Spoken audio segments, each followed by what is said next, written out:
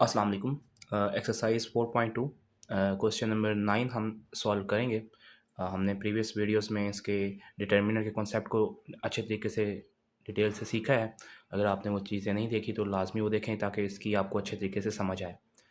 Question number 9 में find the inverse of the matrix. देखें 9th class में आप सीख के आए हैं इन्वर्स। ईजी है वो, जस्ट आपने एडजॉइंट और डिवाइड बाई ए डिटर्मिनेंट करना होता है, लेकिन वो 2/2 का मैट्रिक्स होता है। आज हम जो कंसेप्ट सीखने जा रहे हैं ये एक लॉन्ग क्वेश्चन है और जिसमें आप ये सीखेंगे कि इन्वर्स कैसे फाइंड करते हैं 3/3 मैट्रिक्स का। तो ये कॉन्सेप्ट आपके लिए बड़ा ज़रूरी है। और फिर वो कहता है इन्वर्स फाइंड करें इसका और फिर शो करें कि जब इन्वर्स को ए से मल्टीप्लाई किया जाए तो I3 यानी कि आइडेंटिटी मैट्रिक्स आता है। तो सबसे पहले हम अपना मैट्रिक्स लिखेंगे ए। हमने इसका इन्वर्स फाइंड करना है। फार्मूला सेम है वो 9th क्लास वाला। इन्वर्स इक्वल होता है adjoint of A divided by A का डिटर्मिनेंट। सो जी फार्मूला सेम। इसके बाद हम सबसे पहले डिटर्मिनेंट फाइंड करते हैं। अब डिटर्मिनेंट क्यों फाइंड करते हैं, हमें पता है डिटर्मिनेंट हम इसलिए फाइंड करते हैं कि अगर डिटर्मिनेंट 0 के इक्वल आ गया तो इन्वर्स पॉसिबल नहीं होता। ये बात याद रखनी है। अगर इस मैट्रिक्स का डिटर्मिनेंट 0 के इक्वल आ गया तो इन्वर्स पॉसिबल नहीं होगा, सोल्यूशन एग्जिस्ट नहीं करेगा। तो सबसे पहले हम डिटर्मिनेंट फाइंड करते हैं। डिटर्मिनेंट फाइंड करने के लिए हमने ए मैट्रिक्स को डिटर्मिनेंट की फॉर्म में लिखा, ये डिटर्मिनेंट की फॉर्म में लिखा। हम इसे रो 1 से एक्सपेंड करेंगे। एक्सपेंडिंग हमें आती है 1 यहाँ पे, और यहाँ पे क्या लिखना होता है कि ये कॉलम छोड़ देना है और ये रो छोड़ देनी है, जो बच जाएगा वो यहाँ पे लिखना है। इस तरह +2 है तो फार्मूले में -2 आता है, यानी ये वैल्यू प्लस की होती है, ये वैल्यू माइनस की होती है और ये वैल्यू प्लस की होती है। तो हमारे पास क्या आएगा, -2 आ जाएगा। इसलिए ये कॉलम छोड़ देना है और ये रो छोड़ देनी है। तो क्या बच गया, -5 4, 5 और 0 वो यहाँ पे आ जाएगा। इसी तरह +1 यहाँ लिखेंगे और ये कॉलम छोड़ देना है और ये रो छोड़ देनी है, तो जो बच जाएगा वो यहाँ पे राइट हो जाएगा। नेक्स्ट हम प्रोसीड करेंगे, 0 0 से मल्टीप्लाई करेंगे 0, 4 4 +16 होता है। तो यहाँ पे माइनस, क्योंकि फार्मूले में माइनस आता है, ये इस तरह प्रोसीड होता है। 0 × 0 दरम्यान में -4 × 4, तो ये माइनस की वजह से यहाँ पे -16 आएगा। इसी तरह -2 बाहर आएगा, 0 हो जाएगा, -5 × 0 एंड 5 × 4, और ये हमारे पास -20 हो जाएगा। इस तरह -20 और ये 0 हो जाएगा। 1 को मल्टीप्लाई करेंगे -16, ये -2 एंड -20 +40 एंड इसी तरह -20 हो जाएगा। और आंसर हमारे पास प्लस माइनस करने के बाद 4 आ जाएगा।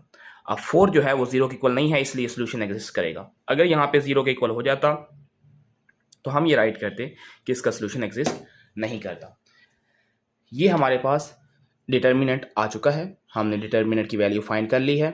और अब हमें क्या चाहिए, एडजॉइंट चाहिए, ताकि हम एडजॉइंट की वैल्यू को डिटर्मिनेंट की वैल्यू यानी कि जो 4 डिटर्मिनेंट की वैल्यू आई है एडजॉइंट की वैल्यू पे डिवाइड करें, तो हमारे पास क्या आ जाएगा, ए इनवर्स। तो हमारे पास यहाँ पे सीखने के लिए क्या है कि हमने एडजॉइंट कैसे फाइंड करना है। देखें, जब हमारे पास 2/2 का मैट्रिक्स होता था, ये जैसे मिसाल के तौर पे एक मैट्रिक्स है 5 -2 0 एंड 1, तो हम इसे कैसे एडजॉइंट लेते थे, इन दोनों की जगह चेंज कर देते थे और इन दोनों के साइन चेंज कर देते थे, तो ये एडजॉइंट आ जाता था। लेकिन 3/3 मैट्रिक्स में ऐसा बिल्कुल भी नहीं है, हमें को फैक्टर की मदद से एडजॉइंट फाइंड करना होगा। चलें हम सीखते हैं कि एडजॉइंट कैसे फाइंड करना है। जी, एडजॉइंट का फार्मूला है ये A11 A12 A13 A21 A22 A23 A31 A32 and A33, और जो इसकी वैल्यूज आएंगी उसका क्या ले लेना है, ट्रांसपोज, यानी कि को फैक्टर ऑफ A11, को फैक्टर ऑफ A12, को फैक्टर ऑफ A13, इसी तरह को फैक्टर।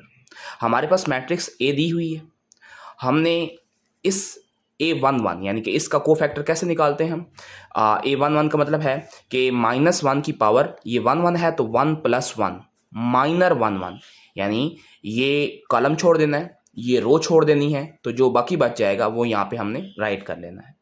अब -1 की पावर, ये हमेशा आपने याद रखना है कि -1 की पावर अगर तो ऑड आ गई, अगर ऑड आ गई तो -1 ही आंसर आता है, और अगर -1 की पावर इवन आ गई तो आंसर क्या होगा, +1 होगा। तो -1 की पावर 2 आ गई है तो ये +1 होगा, इसको लिखने की ज़रूरत नहीं है।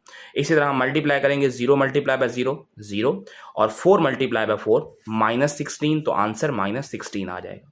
हमने ये A11 हमने फाइंड कर लिया है, क्या आया है -16। अब -16 को हम यहाँ पे पुट कर देंगे एंड पे, सारे हम जब फाइंड कर लेंगे इसी तरह -16 यहाँ पुट कर देंगे। A12 -1 की पावर 1 + 2 -1 2, यानी कि ये कॉलम छोड़ देना है, ये रो छोड़ देनी है, जो बच जाएगा हमारे पास वो यहाँ राइट कर लेना है। और -5 0 से मल्टीप्लाई कर 0, और ये देखें -1 की पावर 3 है यानी ऑड है, ऑड के जरिए माइनस बाहर आएगा, ठीक है।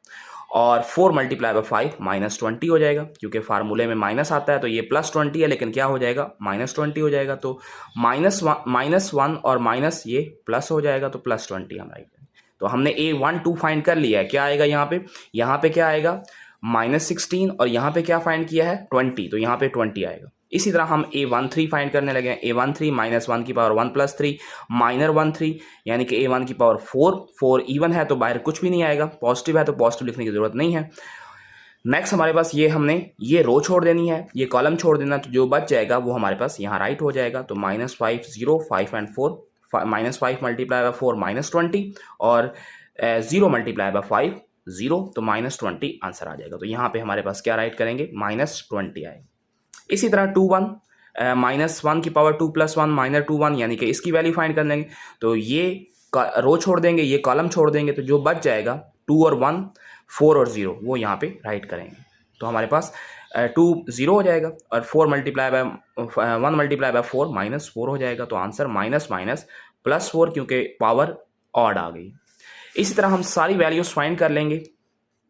A22 फाइंड कर लेंगे, A23 फाइंड कर लेंगे, A31 फाइंड कर लेंगे, और A32 फाइंड कर लेंगे, और नेक्स्ट एंड पे A33 हम वैल्यू फाइंड कर लेंगे इक्वल टू, ये इक्वल टू है, अच्छा यहाँ पे A33 हम वैल्यू फाइंड कर लेंगे 10 आ जाएगी। तो हमने तमाम वैल्यूज़ फाइंड कर ली हैं, यानी कि हमने ये तमाम वैल्यूज़ फाइंड कर ली हैं। अब हम इसको पुट कर देते हैं जी। हमारे पास तमाम वैल्यूज़ आ गई हैं। A11 आ गया है, A12 आ गया है, A13 आ गया है, A21 आ गया है, A22, A23, A31, A32, A33, हमने तमाम वैल्यूज़ पुट कर ली हैं।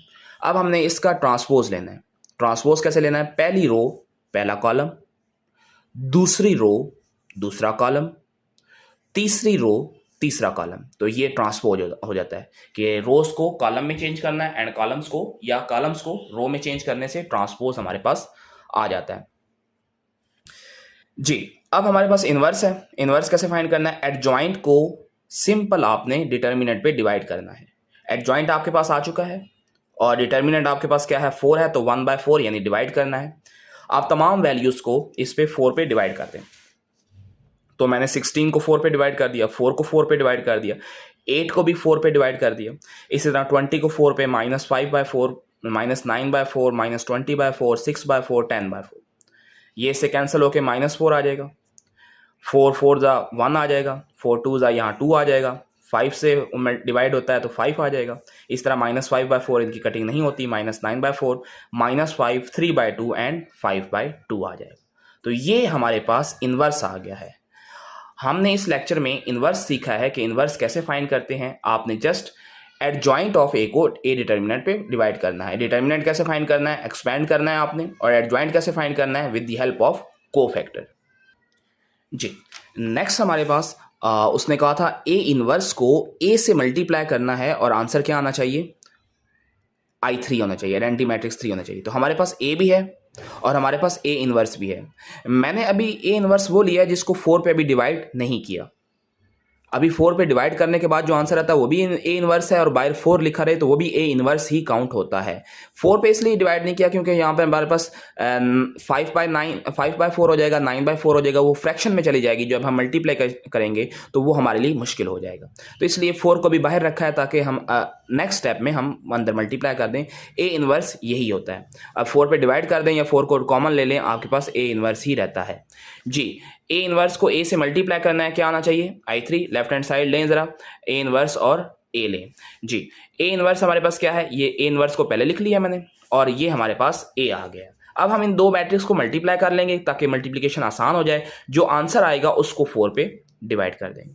हमने मल्टीप्लाई पहली रो पहला कॉलम, तो ये हमारे पास आ गया। -16 कैसे, -16 multiply by 1 -16, 4 multiply by -5 plus -20, और यहाँ पे हमारे पास -20 आएगा, ये +20 नहीं बल्कि -20 आएगा, और 8 मल्टीप्लाई बाय 5 40 आ जाएगा। ठीक है, तो इसी तरह हमारे पास -16 पहली रो दूसरा column, -16 multiply by 2 -32, 4 multiply by 0 0, 8 multiply by 4 हमारे पास 32 हो जाएगा। इस तरह माइनस पहली रो तीसरा column, -16 multiply by 1 -16, 4 multiply by 4 +16, 8 multiply by 0 0 आ जाएगा।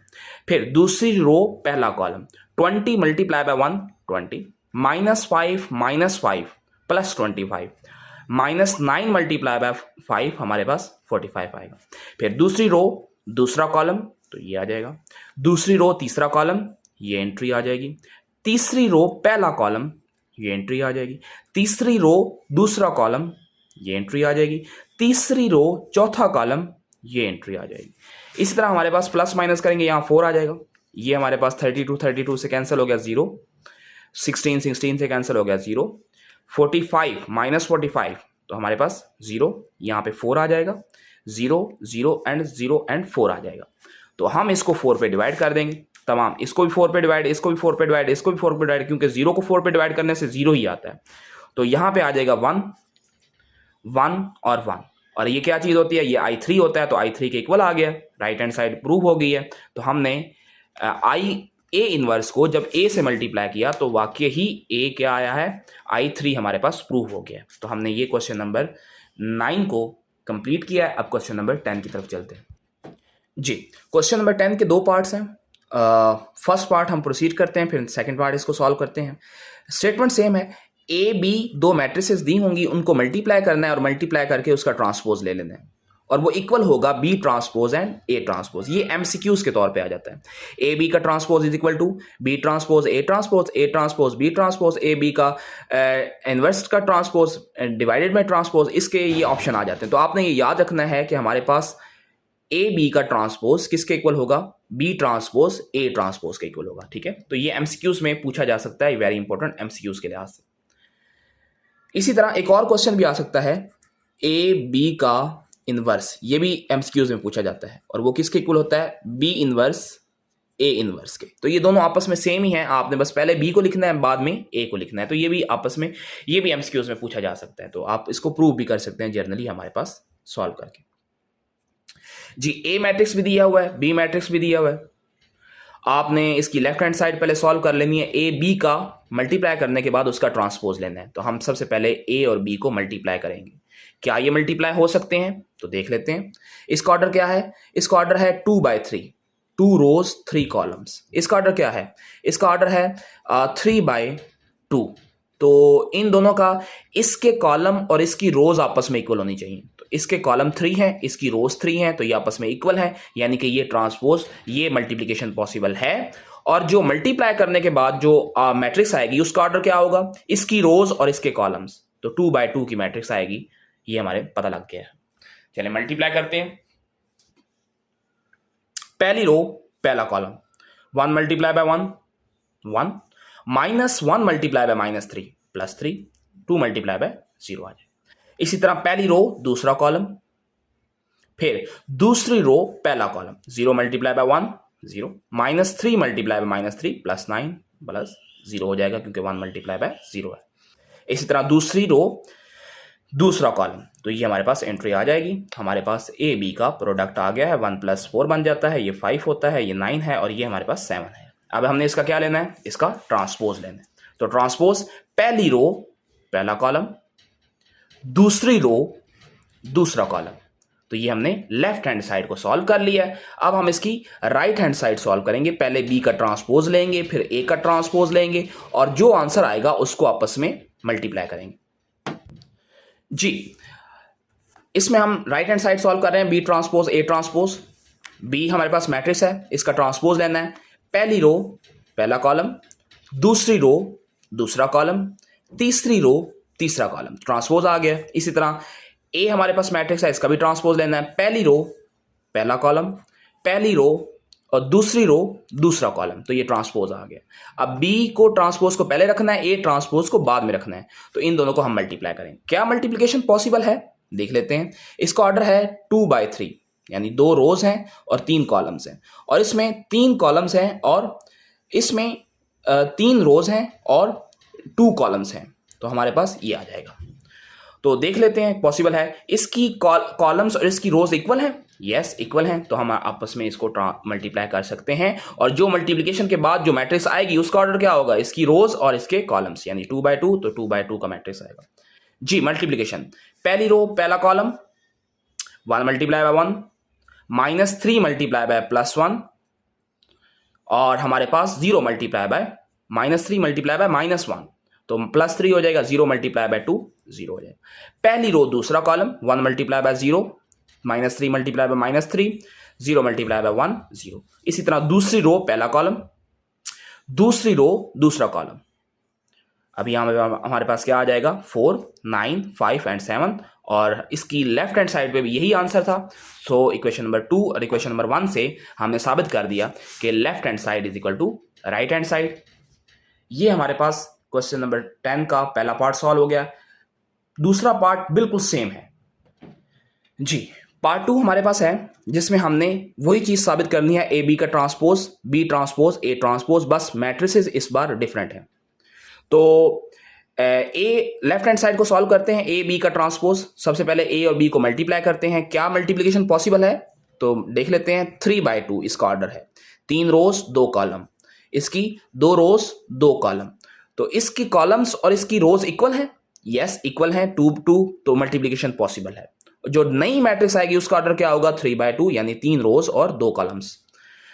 पहली रो पहला column multiplication, 1 multiply by 1, 2 multiply by -2 -4।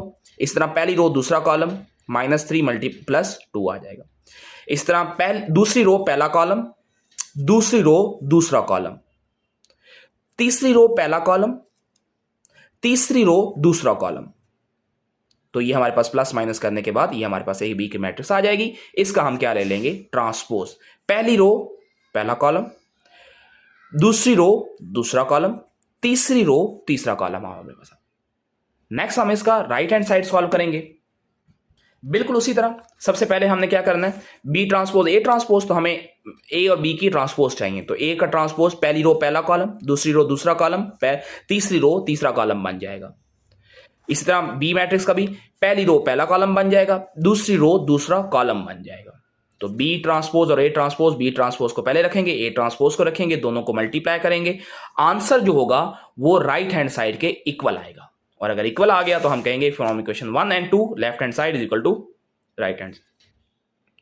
आपका कोई भी क्वेश्चन हो, कोई भी आपके पास क्वेरी हो, और आप पूछ सकते हैं हमसे, व्हाट्सएप नंबर पर रब्ता कर सकते हैं, कमेंट्स में पूछ सकते हैं, और अपना बहुत सारा ख्याल रखिएगा। अल्लाह हाफिज़। हमारे पास इस एक्सरसाइज के सिर्फ 2 क्वेश्चन रह गए हैं, क्वेश्चन नंबर 2 और क्वेश्चन नंबर 3। नेक्स्ट हम लेक्चर में क्वेश्चन नंबर 2 और क्वेश्चन नंबर 3 को डिस्कस करेंगे बड़े डिटेल के साथ। वो हमारे पास प्रॉपर्टीज़ ऑफ डिटर्मिनेंट के ऊपर सॉल्व होंगे, वो कंसेप्ट यूज़ होगा। वो बहुत अहम लेक्चर है, अगर वो आपको समझ आ गया तो नेक्स्ट आपका यूनिट उसी लेक्चर्स के ऊपर डिपेंड करता है। तो नेक्स्ट आपने वीडियो बड़े ध्यान से देखनी है, क्योंकि वो बहुत इंपॉर्टेंट लेक्चर है, क्वेश्चन नंबर 2 और क्वेश्चन नंबर 3, जिसमें हमने प्रॉपर्टीज़ ऑफ डिटर्मिनेंट को लेकर सॉल्व करनी है। तो अपना ख्याल रखिएगा बहुत सारा। अल्लाह हाफिज़।